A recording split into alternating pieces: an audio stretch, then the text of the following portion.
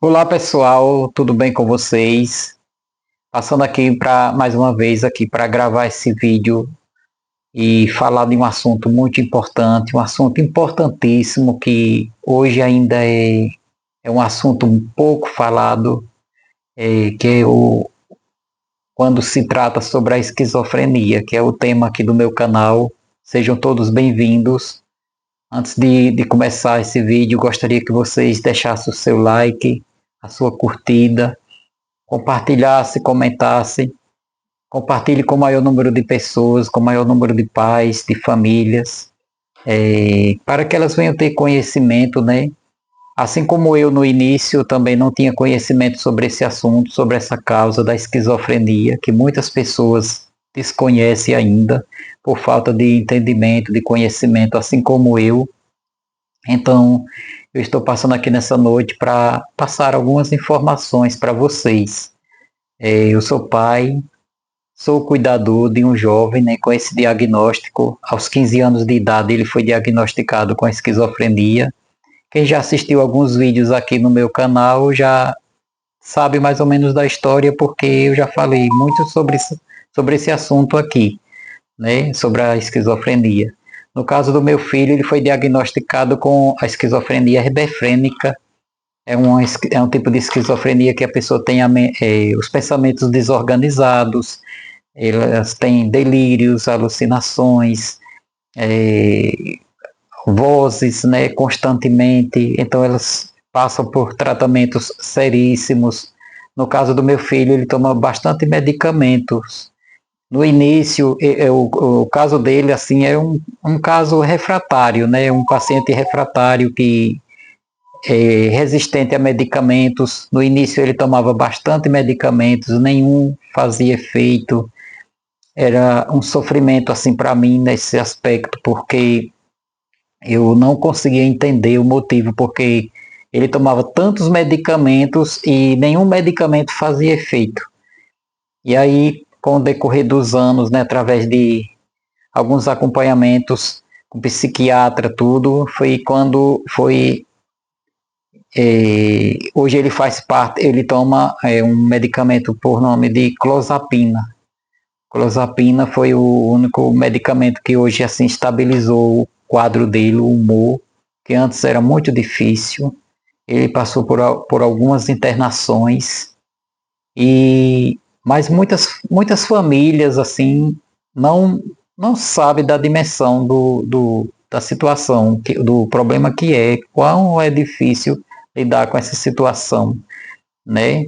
No início, para mim também foi muito difícil, como até hoje, durante tantos anos, ainda é difícil, porque é, um, é, é uma luta constante, é um cuidado constante que nós temos que ter. E nós, um assunto que eu vou falar muito importante nessa noite, para que vocês venham compreender, é que nós, cuidadores, nós pais, no meu caso eu como pai, também tenho a mãe que cuida, mas eu tomei a frente de cuidar do meu filho, porque a mãe também, a minha esposa também, ela não é, como é que diz, não é normal 100%, ela toma medicamentos também, tem depressão, né? E aí eu também eu via que ela não tinha essa condição dela assumir essa responsabilidade por ele ser um jovem, né? É muito difícil. Mas eu vejo aí muitas mães cuidando dos seus filhos, sofrendo também, porque não é fácil. Tem muitos pais que abandonam as mães no processo do tratamento. Quando descobre que tem um filho assim com um diagnóstico desse, até abandonam as mães e elas ficam aí cuidando sozinhas. Eu participei de reuniões algum tempo atrás aí que só de pai, só de cuidador, só tinha eu como pai. A maioria era mães. E eu vi muitas mães se debulhando em lágrimas, lágrimas de sofrimento, de cuidar de dois, de um filho, de dois filhos com esses tipos de diagnóstico de esquizofrenia, porque não é fácil. Você tem um paciente em casa com esses problemas que elas têm delírios, alucinações, elas têm muitos problemas assim, mas elas não são culpadas de nada, nem também são loucas como as pessoas aí fora, por não ter conhecimento, por ainda ter muito preconceito, elas falam isso. né? Chamam essas pessoas de loucas, mas a doença mental, a esquizofrenia é uma doença, é uma enfermidade como qualquer outra doença. Vocês precisam entender isso e compreender. Gostaria que vocês pesquisassem sobre o assunto. E o que eu quero dizer é que, assim, o familiar, o cuidador, ele muitas vezes ele adoece junto com o paciente.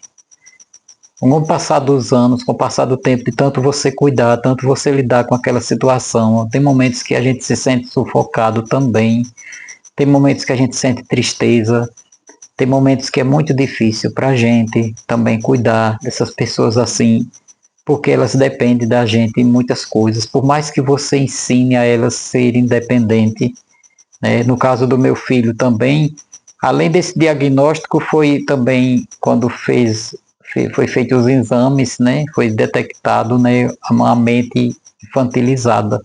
Então tem um pouco dessas situações. Então é um jovem assim que tem muita dependência assim da gente em alguns aspectos, né? Mas eu tento ajudar o máximo, ensinando assim tudo, como ele ser independente de algumas coisas, mas mesmo assim requer muito cuidado. E isso prende muito o tempo da gente, a gente não tem aquela liberdade que gostaria de ter para desenvolver algumas habilidades, algumas atividades, aliás, no dia a dia, que eu falo assim na questão de trabalho mesmo, de você conseguir uma renda a mais para sua casa, para sua família, porque você vive mais em função de cuidar do seu familiar. E isso tudo nos adoece psicologicamente, né?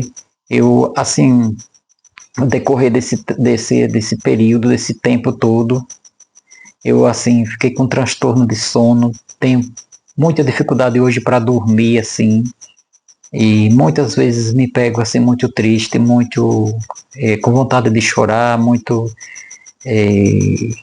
uma sensação, uma sensação que difícil de descrever, mas é difícil, não é fácil, só sabe a gente que passa. Então, o que nós temos que ter com essas pessoas é empatia, é saber compreender, é ter amor e a preocupação mais de um cuidador, de uma pessoa que cuida de pessoas assim, a gente fica muitas vezes, nós ficamos muitas vezes preocupados assim, de pensar assim, se eu faltasse, de repente eu não tiver como cuidar mais do meu filho ou do meu familiar, como será a vida dele? Isso é quando a gente ama, né? Quando a gente tem amor, a gente quer cuidar, mesmo com essa situação. Então nós temos essa preocupação toda. E isso muitas vezes nos angustia. A questão também que quando nós, cuidadores, nós lutamos para tratar do nosso familiar e nós não temos um poder aquisitivo assim muito bom, nós muitas vezes dependemos de uma fila do SUS, de medicamentos, de tudo mais, e tudo isso falta muitas vezes, e nós ficamos à mercê, jogado aí à sorte. Eu digo por experiência própria, porque eu tenho me movimentado o máximo, corrido o máximo, para não deixar faltar remédio para meu filho, para não deixar faltar o tratamento dele, porque um erro gravíssimo que os familiares cometem é cortar o tratamento do paciente. Muitas vezes o familiar está tomando a medicação e às vezes o familiar, por não ter aquela condição de comprar o medicamento ou não adquire pelo o Sistema Único de Saúde, então muitas vezes eles às vezes param a medicação. Então isso é muito grave porque as crises podem voltar de uma forma muito forte e também afetar o quadro de saúde do paciente, né? Porque quando o paciente volta a ter crises, então aquele quadro de saúde, a mente dele passa por uma turbulência tão grande que ele vai piorar, ele não vai ser mais a mesma pessoa. Então, para reverter aquele quadro ali, vai ser difícil. Então, é melhor a gente manter o tratamento. Então, eu passo por todas essas angústias. Eu só não, vários pais, várias mães, né, famílias passam por essas angústias, mas eu estou falando aqui da minha experiência como pai, né? Recentemente, agora pouco eu estou nessa corrida, né? Algum tempo atrás aí, eu tive que recorrer à Defensoria Pública para conseguir medicamentos para meu filho, uma certa quantidade de medicamento que a psiquiatra passou, porque era a quantidade adequada para o tratamento dele, porque foi ajustada essa medicação e lá no sistema eles não queriam liberar e eu tive que recorrer à justiça. Consegui no início, mas recentemente tem 3 meses que eu não consigo, que eles não estão liberando essa medicação para mim. Então tudo isso é um transtorno. Muitas vezes nós vamos na rede pública, também tem alguns medicamentos que faltam, tem uns e não tem outros. Nós temos que tirar muitas vezes do orçamento tão curto que é para comprar medicamentos. Nós temos muitas vezes que deixar de comprar o básico para dentro de casa, até para manter o paciente, para as coisas de alimentação e outras coisas mais, para cuidar, para não deixar. Eu mesmo, particularmente falando, tenho muito cuidado com isso. Eu prefiro ficar sem alguma coisa para mim, para alguma coisa, até mesmo de alimentação mais adequada, para eu ver meu filho sendo tratado. Eu faço isso. Quem me conhece sabe muito bem. Tem muitas pessoas que me acompanham e conhecem. E eu, recentemente agora, eu tive que recorrer novamente à Defensoria Pública para conseguir a medicação do meu filho, porque tem 3 meses que eu não consigo totalmente a medicação total. Então, tudo isso são transtornos e eu acredito que não é só eu que passo por isso, tem várias famílias passando por isso. Por isso que nós temos que buscar, recorrer, buscar os nossos direitos, que nós temos direitos. Nós temos direitos, nós como cuidadores também temos direito de ser assistido. Nós não somos assistidos muitas vezes. O sistema apenas libera medicamentos, nós trazemos para nossa casa, passamos os medicamentos para nossos familiares, isso quando nós conseguimos, né, claro, mas nós mesmos, cuidadores, nós não temos um acompanhamento, um tratamento adequado para a gente. Então, por isso que eu falei no vídeo aqui, que nós adoecemos junto com o paciente.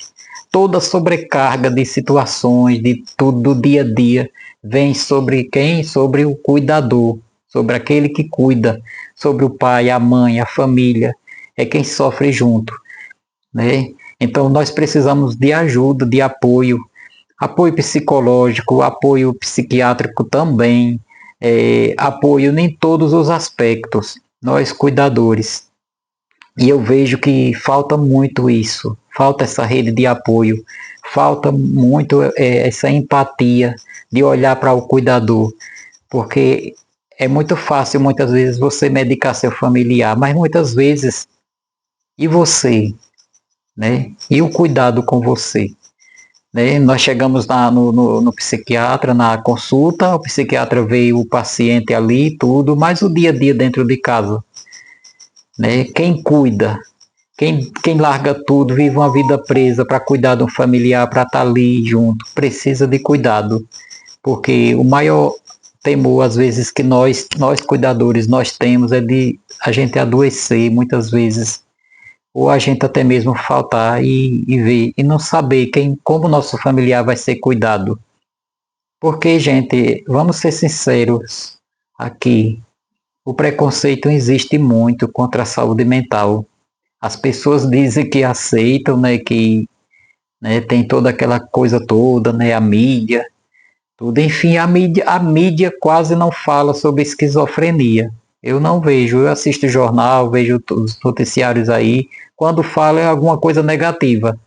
Não vejo assim falando alguma campanha para ajudar. Pouco, tem campanhas, mas são poucas.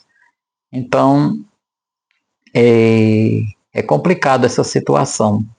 Então a gente se preocupa muito com essa questão. Nós, cuidadores, nós nos preocupamos muito com essa situação, essa questão de a gente faltar quem vai cuidar do nosso familiar, justamente por causa do preconceito. O preconceito é muito grande, as pessoas elas fingem que aceitam, mas é uma mentira.